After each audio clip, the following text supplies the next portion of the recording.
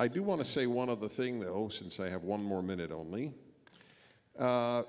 Christopher said it's very possible to have great cultural achievements without the supernatural. Really?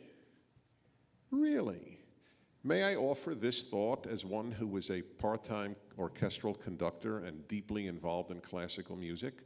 By and large, the death of God in the Western world has led to the death of great art. Music since the age of secularism stinks. Art since the age of secularism stinks. What our art galleries are filled with today are fecal matter, urine, menstrual blood, and the like. They are moronic cartoons that fill our galleries. It was only God and the pervasiveness of God in the Western world that produced great art. It is an empty, empty chamber, the secular chamber.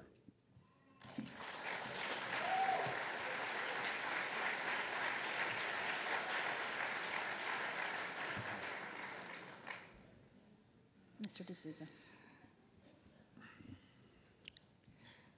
I thought I would focus my rebuttal on two themes that I think have been brought front and center in this debate. The first one is the offer of a prize, which always gets my attention. Name a principle of virtue invented by theism. And I'm going to name one invented specifically by Christianity. That is the movement to abolish slavery. Slavery is a universal institution. It's existed in all cultures. For millennia, slavery needed no defenders because it had no critics. Now, for the first time in Western civilization, slavery became controversial. Not just in the modern era. Slavery was abolished in most of Europe between the 4th century and the 10th century. And then starting in the modern era, groups of people, first the Quakers and then the evangelical Christians, took a theological premise, we are all created equal in the eyes of God, and derived from it a political conclusion. Therefore, no man has the right to rule another man without his consent. This idea, this political application of a theological maxim, became the basis not merely of anti-slavery or abolition, but also of modern democracy. Because the premise of modern representative democracy is precisely that no man has the right to rule another without consent. Here is a distinct and I think unarguable historical example, I don't deny there were Christians on the other side, of a virtue that was not in the world before the Christians, based on a theological proposition, derived it. There have been no purely atheist anti-slavery movements anywhere. Now, I now want to address the issue of Hitler, because you have to remember that Hitler, in Mein Kampf, says very clearly that I will say anything, propaganda he defines, as lying to achieve a goal. And in the early years, in the 1930s, in fact, if you go to atheist websites, you'll see a lot of quotations in which Hitler seems to endorse Christianity and the cross. You'll notice those quotations are all between about 1933 and they stop about 1936. Why? In the early years, Hitler was trying to win over the Bavarian Catholics and the Lutheran Protestants, and so he invented an Aryan Christ, sort of the killer of the Jews, and tried to sell this to the German churches. They didn't buy it.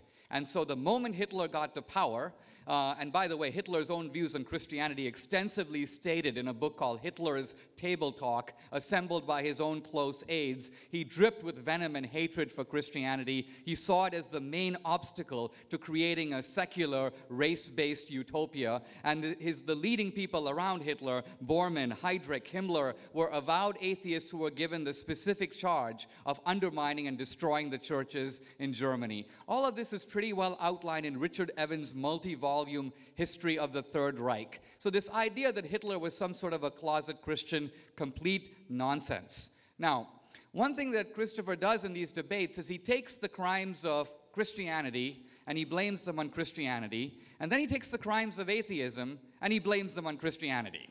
Now, this is cheating. The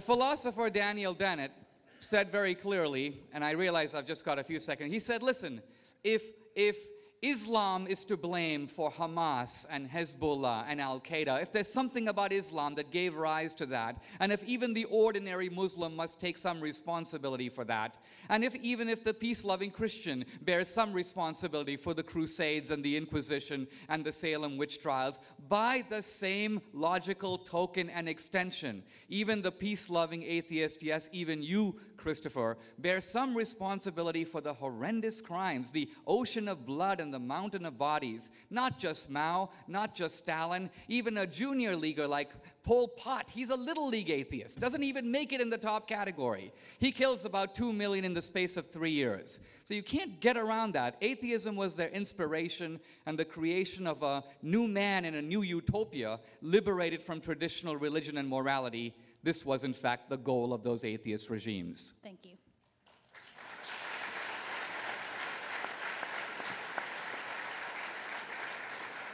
I think what might work better is if, Christopher, you just take 5 minutes and essentially you can cross-examine, jump in, rebut, whatever, and then as long as it doesn't turn into a tag team, we just sort of proceed from there.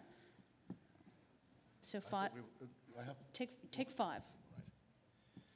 Right.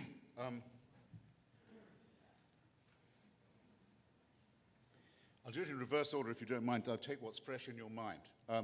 I was talking not just about Hitler's attitude to the church, which was indeed very conflicted, and though not a secular one, the desire to replace religion with a Nordic, Aryan, race-based paganism may be many things, but it's not secular. I was talking about the church's attitude to fascism and National Socialism, and that's what disgraces Christianity.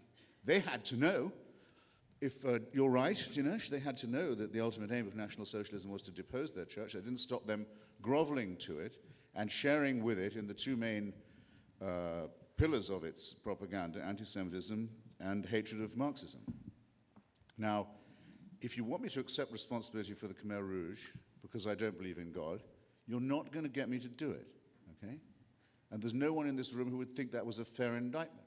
If I say I don't believe in God, I do not become responsible for the crimes of Pol Pot, by definition. If I had published an article saying the Khmer Rouge were misunderstood agricultural reformers, as I do have some friends on the left who I would have to say, remain my friends, did, then I would have to feel a twinge about the crimes of the Khmer Rouge, but not otherwise.